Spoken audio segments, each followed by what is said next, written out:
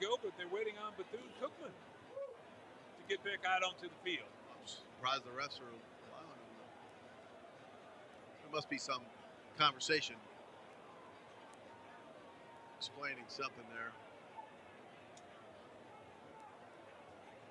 They're going to escort T.C. Taylor back to the sideline there. And they're going to snap the ball. The Wildcats didn't really get set. They were still concerned with what was going on, and that's Mulligan. Slips a tackle. Mulligan is going to be gone. Breaks it. Now it's a foot race. 20-10. He's in for the touchdown. Irv Mulligan breaks this game wide open with that touchdown run. What a great run by him. I'll tell you, I've been saying the whole time he's explosive and he can make something happen. Or as we take another look, he cut it back, and then right there he turned on the Jets. And no one's going to catch him. Look at that. He was off. Yeah, Omar Hill Robinson was in the vicinity, but he knew it was a lost cause trying to track that guy down from behind. So Irv Mulligan putting it on ice, going 66 yards for that touchdown for Jackson State. You know, the whole game I thought Mulligan at some point would do something electric, and he sure did right there. They're going to go for 2 points again. They put Stevens in motion to the left.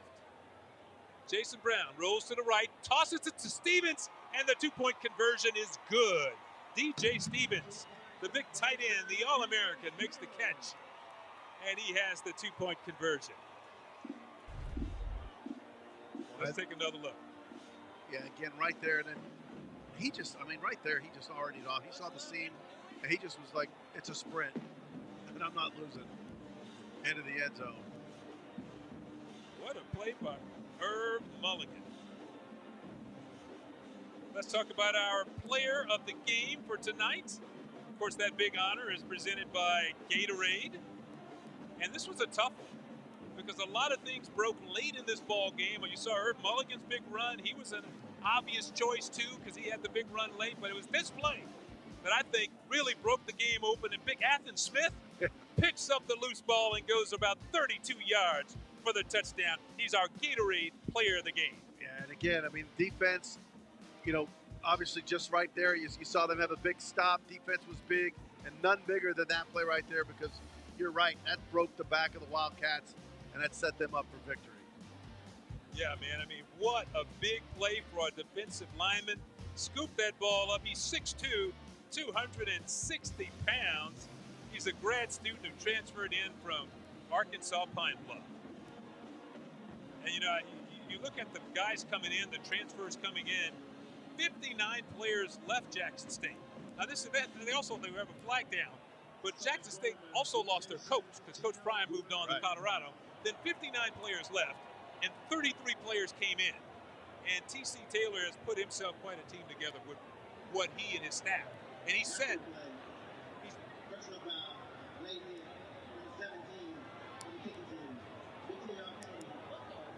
so the personal foul goes against the kicking team, but what TC told us this week was he has to find the right guy. He's looking for the right character guy and the right fit in the portal. Yeah, in the portal, it's one of those things everyone goes, oh, they're just in the portal. There's a ton of people in there, and it's they've got to go through a very quick process of finding the right guy, doing some interviews with either former coaches, former players, to get an idea of what kind of guy this is. He says, just because a guy is 6'8" and weighs whatever, someone's getting rid of that guy because he wasn't doing what they wanted him to do, right? Or he may have an attitude issue. They want the right guy that fits in their program. And he goes, we had to go big on the portal because we had to. A lot of guys left. So Walter Simmons and company now, they have a big hill to climb, and he completes his pass. It goes to Overton, Khalil Overton, that is, on the outside. But 22-9 now. Like I said, the clock is still ticking. Not impossible, but it is a tough hill to climb. 3:26 to go in county. Well, they're in good field position. One quick play, and it changes in a hurry. Well, that penalty against the kicking team was huge as far as giving them the outstanding field position they have now. So that pass play covered 9 yards. 2nd and 1, might have been some early movement on the line as he gives to Jimmy Robinson. Robinson banging close to the first down. Yeah, and yes, he did. He picked it up. Again, Wildcats have to move quickly. They can't be too methodical here. They got to move, and they seem to be a little bit slower than a little too much time here. Clock is down to 2:38 to go in the ball game. Simmons is going to step up again, and now he's going to try to pass it. So Simmons is almost trying to create a play by moving around in the pocket to get something to open up in the secondary. And again, he's coming so close to the line of scrimmage. Defenders are coming off their receivers and coming up because, again, he's right at the line of scrimmage when he throws it. And again, good job stepping out of bounds and moving us forward. Another completion to Khalil Overton. This time he's under pressure, fires for the end zone, and that's a touchdown. What a catch by Dakari Allen Johnson, laying out for that football and making a sensational catch. Wow, that was absolutely fantastic. We talked about a quick score, and again, they were methodical and relaxed. And look how long he stays in that pocket, throws the perfect strike in there for the touchdown. Man, the heat was on him that time, but like you said, Jorge, he hung in there and put the ball where only his man could get it, and Dakari Allen Johnson laid out for that one. He knew he was going to get hit. Cade Hector on to attempt the extra point. And that pass was 17 yards to Dakari Allen Johnson on the touchdown. And just like that, Wildcats are right back in this game. 2:05 to go. Now, will we see an onside kick? I don't know. They have two timeouts left to go in the game for Bethune-Cookman. I think you have to. Cade Hector's extra point is up, and it is good. Let's take another look at that touchdown. You're going to see here, he's under duress. People in his face, and he just lets it rip. Great catch and extension to reach out and get that ball. Yeah, you got it. You know, that's two thumbs up on both ends. One, hanging in the pocket, making that pass under pressure, throwing it right on the money, and then the catch was just too sweet. Oh, yeah. Watch, he just dives right out. And again, the defender was right there. Good defense. Just a great pass and good catch. You can't defend that. 17-yard TD pass. So make it the third touchdown on the year for Dakari Allen Johnson. He's the touchdown maker on that team. Come up the yard line. And so now everybody's up. Once again, Jackson State is lined up and ready to go, and they're waiting on Bethune-Cookman. And I'm sure what exactly the Wildcats are talking about is, do we go for the onside kick here? I think they're saying, how are they going to do it, right? They got about 2 or 3 versions of it, and they're reminding everyone of this is the way we're going to do it. This has been a whale of a ball game. I mean, it's been physical. It's had big plays. As you see that last drive, only 4 plays after the 15-yard penalty. That's what set all this up. 4 plays, 52 yards, and 1 minute and 32 seconds to get it into the end zone for the touchdown. Yeah, Coach Taylor won't like that because it's a mental error, right? I mean, it's one thing you want. You don't, as a coach, you'd rather have more aggressive penalties, but we'll look at this right here. It's onside kick. Bounces high like you like, and it's going to be a great catch over there by one of the Tigers. That was a sweet catch because that ball was high, bouncing just like you like it on the kick, and Bethune-Cookman couldn't come up with it. Oh, number 4 went flying by. He just about got a piece of that ball. Yeah, Ellington, Davino Ellington. That was so close to being recovered. And again, now Jackson State knows they've got to put together about 2 or 3 first downs to ice this game, right? That's what you're sending your offense out there. You only have 2 timeouts, so 1 first down would probably do it. Yeah. If they could get 1 first down, because they only have 2 timeouts to use. Gotcha. If they can stop them here. So they go to the running game, and, well, he bounces off the tackle as Moultrie. He would not go down. Good job by Moultrie, number 21, and they quickly call timeout on the play. That was like a weird stalemate, wasn't it? shoulder to shoulder, and then no wrap up, and just bounced off, got another 2 Yeah, yards. I wasn't sure whether he was trying to strip the ball or what he was doing there because he came up. You're right, it was shoulder to shoulder there, and then it's like he backed away. It looked like a drill you do in practice when you hit release. That's actually what that looked like.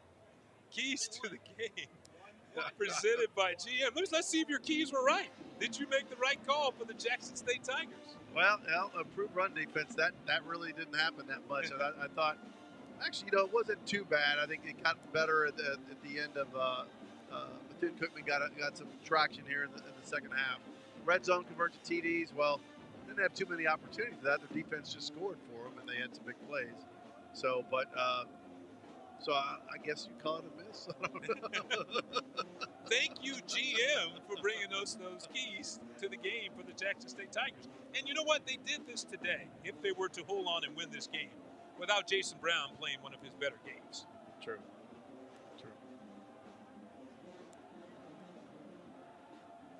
So 3rd and 8 coming up now for the Tigers. One timeout remaining for Bethune-Cookman. We got 1:55 to go in the game. So all of a sudden we got to, 2nd and 8 coming up. Yeah, Jason Brown just 90 yards, 1 interception, 1 TD. So Brown's looking, now he's going to keep it, he's going to run it, and he's caught and dropped after picking up a couple there. So that big defensive line once again came up with the play. Eddie Walls in there, trying to see who was at the bottom of the stack because he was the guy who got there first.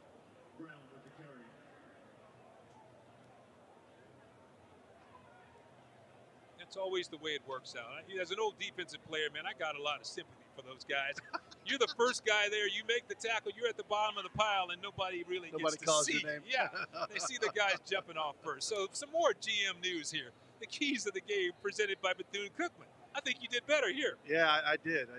JoJo got to go. He did. He got it rolling for him, put him in good shape, and avoid turnovers. That's when the game turned, literally on their turnovers, and that's when the Wildcats had issues.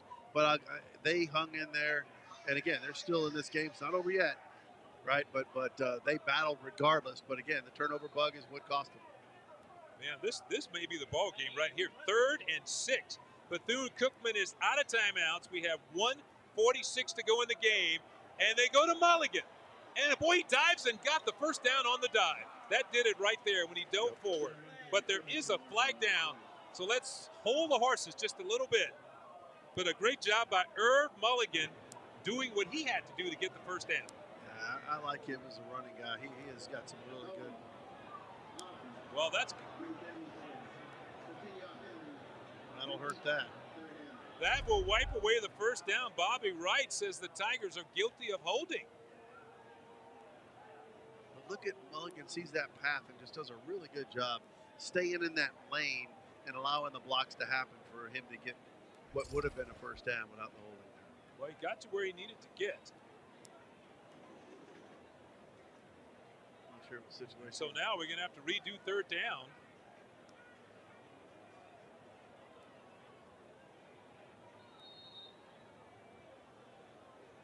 So the Tigers got a huge 3rd down coming up here. Looks like 3rd and about 15 to go. And they're going to hand it off in another big hole.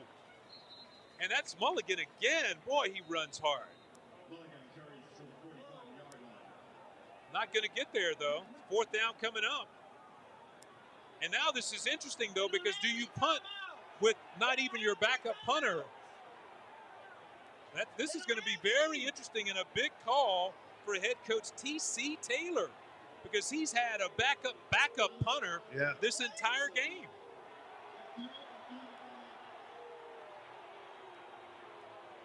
So he's charging the timeout to Jackson State.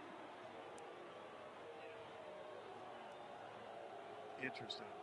Avery Salerno is the young man we're talking about who kind of got pressed into action tonight after the punter was injured this week during practice. Matt Knoll, who is one of the better punters in the country when you talk about FCS. Right. I mean, he is one of the best. He's averaging 47 yards a kick, well, and he couldn't play tonight. Yeah, and you got a snapper who's your punter now. That means you have to have another snapper, long snapper in there, right?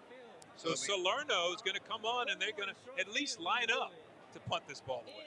I think they're going to punt it, and they're going to have them punt it quickly. But, man, that timeout gives the Wildcats a lot of time. That hurt. We're down to 1:29 to go in this game. Kick is straight up again, and it's going to bounce. It's going to take a BCU bounce coming back toward midfield. So that's not exactly what TC Taylor was hoping for. But let's check out another flag. Now, we've had 3 flags almost in succession here. Yes. And again, his punts have been good all night except for these last 2. And now the Jackson State players think they got a first down. Let's see what the call is. Well, certainly against the Wildcats, they believe.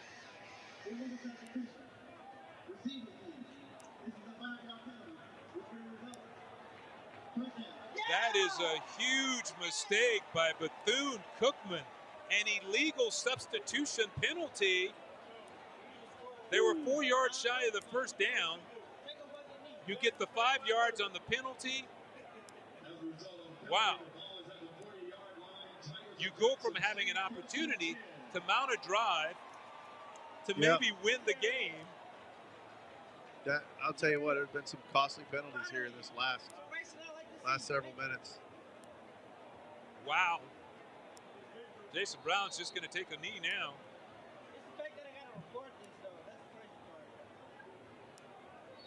He takes the knee, and that's going to do it. But what a way for this ball game to end. Yeah, good battle. I mean, Butch, I'll tell you, both teams certainly fought really hard. It's one of those ones, and again, it's kind of coach speak. No one should have to lose a game like this. But I'll tell you, both teams are going to go back to the drawing board in their passing games and try to find ways to get things done. Let's check some of the stats, see how Mulligan did today, because he had a great game for Jackson State. I mean, he had some really big runs. Yeah, Mulligan was phenomenal. 19 carries, 162 yards, averaging 8.5 a carry. That huge run, that long one, 66 yards, that just iced the game and just handled things. Again, I was expecting a lot from Mulligan, and he did deliver. He came into this game second in the SWAC, as TC Taylor there will record his first SWAC victory as head coach. But Mulligan came into the game as the second leading rusher in the SWAC. He's probably number 1 after this performance. That was fantastic. And again, Brown, I think he's going to really be upset with his passing game. Just 90 yards passing, 1 touchdown, 1 interception. That was a tough day for him. On the other side, Coach Raymond Woody Jr. had his team ready to play. I mean, they came into Jackson, Mississippi, ready to play some football today. Yeah, and again, they had some results. Simmons, I thought, played pretty well, 172 yards and a touchdown. And again, he spread the ball really well. But again, they'll work on that passing game to have more success. Okay, well, for Jorge Vargas, our producer Sam Schrade, I'm Butch Alcindor saying so long from Jackson, where the final score is Jackson State 22 and the Wildcats from Bethune-Cookman 16. All games airing on the ESPN networks are streaming.